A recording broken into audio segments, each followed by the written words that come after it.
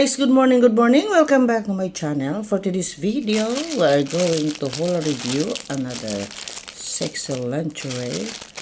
Ang ating haul and review for today. So without further ado, let's begin. This is my new collection for today. Oh wow.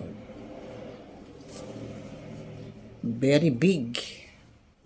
This is so big. Look at this. Wow, lace.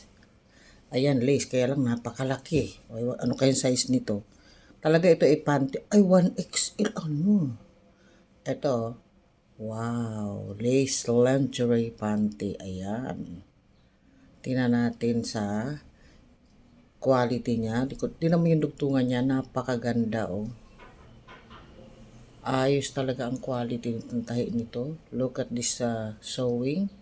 Wow. Look at this. Wow, nice. Ayan, tingnan mo. Very nice. Lalo dito sa dugtungan, oh. Napakaganda ng pagka-tension sa overlock. At tingnan natin. Oh. 1XL pala kaya kalaki-laki. At ang kanyang composition ay 90% polyamide and 10% elastin. Ito naman ay wash cold o not bleach. Ito ay hand wash lang po. So far, napakaganda po ng kanyang tahi, lalo dito sa overlock. Ganda ng tension. Ang ganda. At dito naman sa ating crotch, perfect na perfect. Ito pwede sa ating may mga almoranas. So, ito pwede sa inyo. At dito sa crotch, cotton po. Buong cotton po siya, oh.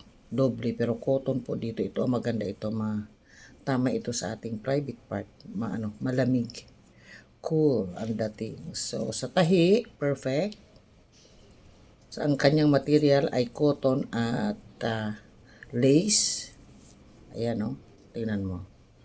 Ang ganda ng style ng lace. Very see-through dito sa harap. Pero pagdating dito sa ating crotch, perfect naman. Talagang naman siya. Okay naman talaga siya.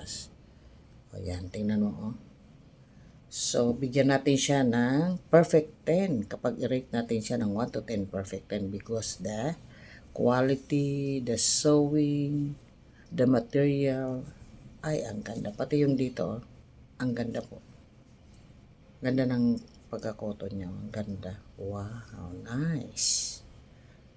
Nice quality. So, that is for today for our sexy see-through lingerie panty. Panty talaga ito. So, thank you for watching. Bye-bye.